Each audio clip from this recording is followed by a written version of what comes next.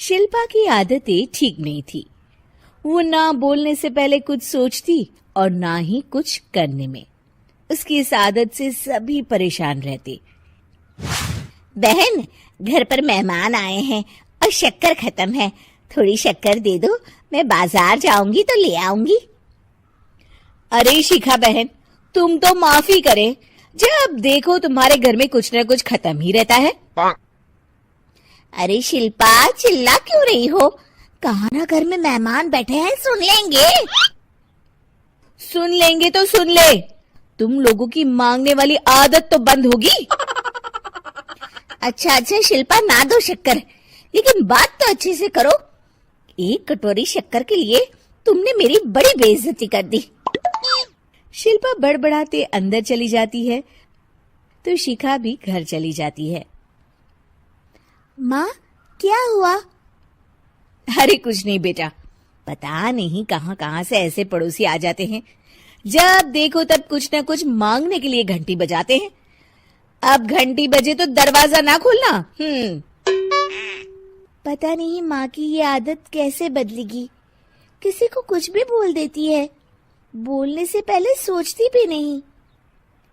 शिल्पा की ये आदत दिन ब दिन बढ़ती ही जा रही थी।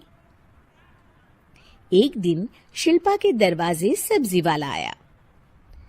सुनो भैया, मुझे ये भिंडी, टिंडे, लौकी और आलू के साथ 1 किलो प्याज दे दो। जी बहन जी। वो एक एक कर सारा सामान पैक कर देता है। कितने पैसे दूं? 220 रुपए पूरे। अरे इतना महंगा नहीं, हाँ मैं तो सिर्फ 150 दूंगी। नहीं, पैसे तो पूरे लूंगा, नहीं तो सब्जी वापस कर दो। ऐसे कैसे वापस कर दूंगी? मैं तो एक भी सब्जी वापस नहीं करूंगी। और हाँ, रही बात पैसों की, तो लेना है तो 150 ले लो, वरना मेरे मोहल्ले में घुसने तक नहीं दूंगी। हाँ। अरे नहीं बहन, हम लोग गरीब लोग हैं, ऐसा ना करो। पकड़ो ये 150 और दफा हो जाओ। शिल्पा की बेटी अंदर से ये सब देख रही थी। शिल्पा, तूने तो हद कर दी। बेचारा गरीब आदमी, उसका तो गुजारा ही इसी से होता है। बोलने से पहले सोचा कर बेटा। माँ आप चुप रहो, घर चलाना बच्चों का खेल नहीं, और वैसे भी इतनी महंगी सब्जी थोड़ी ना होती है। आपको तो सिर्फ खाने से मतलब है, लेकिन मुझे तो सब सोचना पड़ता है ना। शिल्पा की सास ये बात सुनकर दुखी हो जाती हैं। शिल्पा की बेटी शिल्पा की ये सारी बातें सुन रही होती है। शिल्पा की बेटी एक दिन माँ से कहती है, माँ, ओ माँ, जरा यहाँ तो आना। ओहो, क्या हुआ? क्यों चिल्ला रही हो ऐसे बेटा? हुआ क्या? ये देखिए मेरी स्कूल की ड्रेस कितनी गंदी हो गई है, इसे कौन धोएगा? लेकिन ये तो साफ है बेटा, मैंने अपने हाथ से खुद साफ किया है। माँ, ये ड्रेस इतनी गंदी है कि मैं इसे पहन ही नहीं सकती। चलो, मुझे बाजार से नई दिलाओ।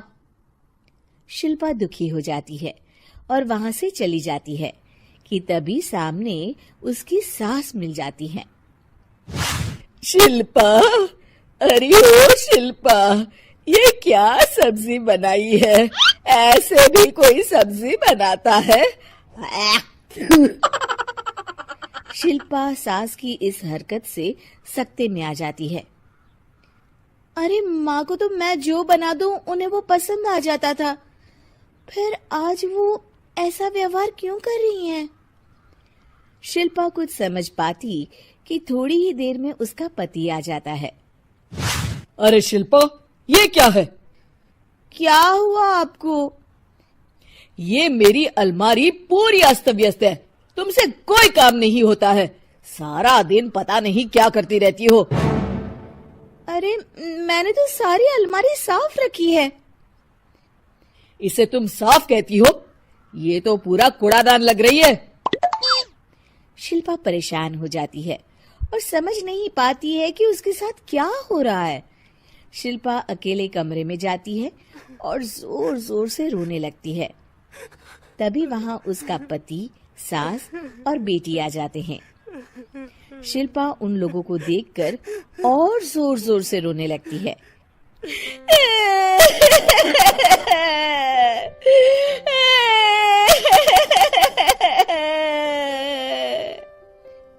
कि तभी उसकी सास उससे कहती है, क्या हुआ? यहाँ बैठकर रोती रहोगी या फिर खाने को भी कुछ बनाओगी? माँ, पहले आप बताएं, आप लोगों को क्या हुआ है जो मुझसे ऐसा व्यवहार कर रहे हैं? वही हुआ है जो तुम्हें रोज होता है। मैं समझी नहीं। माँ, आज घर वालों ने आपसे बुरा व्यवहार किया तो आपको कितना बुरा लगा ना? हाँ, मुझे बहुत बुरा लगा। मुझे अच्छा नहीं लगता कोई मुझसे इस तरह से बात करे। सही कहा शिल्पा, जो चीज तुम्हें खुद के लिए अच्छी नहीं लगती वो तुम्हें दूसरों के साथ भी तो नहीं करनी चाहिए। बेटा, हम तुम्हारे अपने हैं, फिर भी तुम्हें अपनों की बात का बुरा लगा। लेकिन सोचो, जिन बाहर के लोगों से तुम ऐसा व्यवहार करती हो उन्हें कैसा लगता होगा। हाँ माँ, आप सच कह रही हैं। मैं आप लोगों से माफी मांगती हूँ। मुझे कड़वा नहीं बोलना चाहिए। मैं समझ गई, मैं आपकी हूँ, इसलिए आप लोगों ने मुझे सुधरने का वक्त दिया और मेरा साथ दिया। लेकिन जिन बाहर के लोगों से मैं बुरा व्यवहार करती आई, वो लोग मेरे कड़वे बोल से कितने दुखी होते होंगे। मैं वादा करती हूँ, आज से ऐसा व्यवहार किसी के साथ नहीं करूंगी। सीख, हमें दूसरों के साथ वैसा ही व्यवहार करना चाहिए जो हम खुद के लिए अपेक्षा करते हैं।